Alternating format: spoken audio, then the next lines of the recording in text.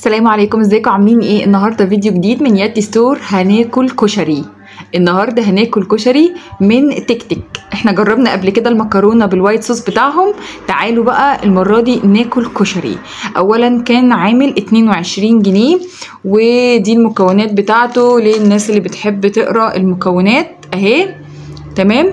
وطريقه التحضير سهله جدا وهنشوفها مع بعض. يلا بينا نبدا الفيديو. اول حاجة احنا هنفتح لحد علامة السهم ده، مش هنفتح اكتر من كده. يلا بسم الله، بس لحد العلامة دي.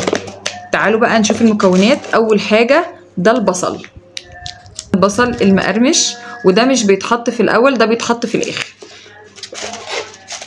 الحاجة التانية دي اكيد التوابل بتاعته، دي خلطة الكشري وتوضع قبل إضافة المية اهي، توضع قبل إضافة المية.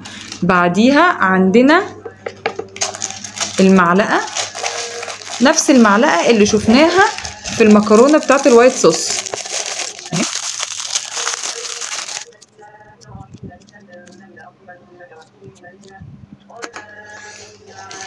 بعدين عندنا الكشري نفسه اهو، شايفين موجود مكرونة وشعرية وعدس اسود.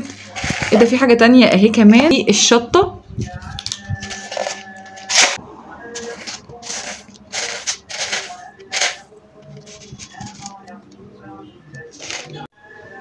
يلا بينا نبدأ نحط المكونات. هنحط كل حاجة ما عدا البصل، ده هنركنه على جنب.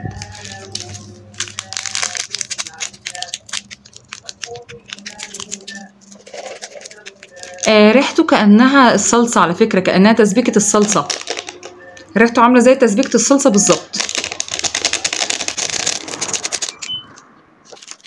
ودي الشطة،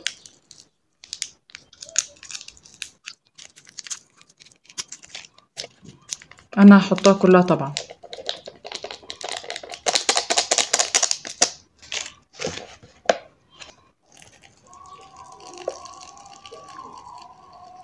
هنحط لحد العلامة،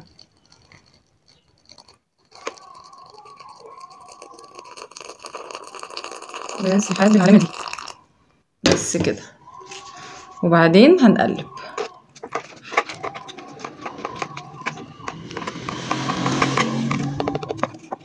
ونسيبه 5 دقايق. تمام كده، كفاية قوي.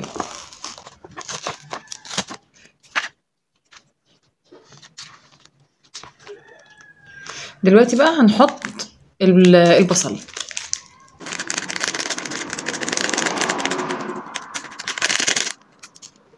تعالوا ندوق البصل كده لوحده.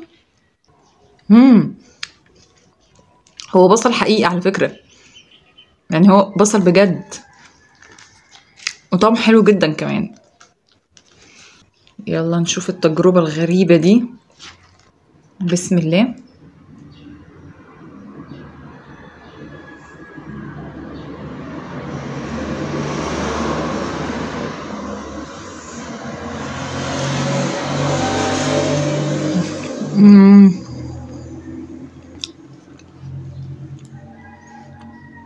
طعمه حلو وغريب، يعني طعمه حلو قوي وغريب برضو.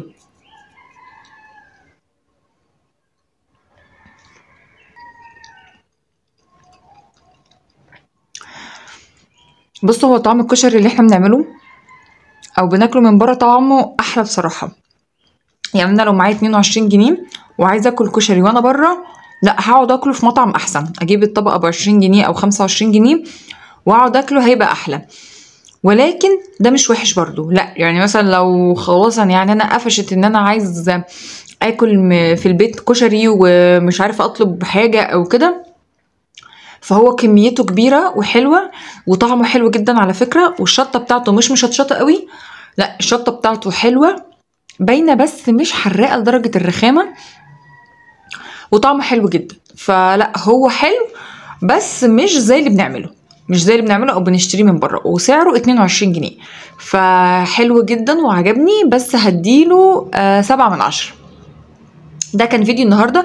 ما تنسوش بقى تعملوا لي لايك وتشتركوا في القناه من الزرار الاحمر لو مش مشتركين. اكتبوا لي حاجات تانية حابين اجربها لكم زي الكشري اللي انتوا طلبتوا ان انا اجربه دوت، فاكتبوا لي حاجات تانية اجربها لكم، وقولوا لي اسلوب التصوير الجديد دوت عجبكم اكتر ولا الاسلوب القديم. سلام عليكم، اشوفكم الفيديو الجاي.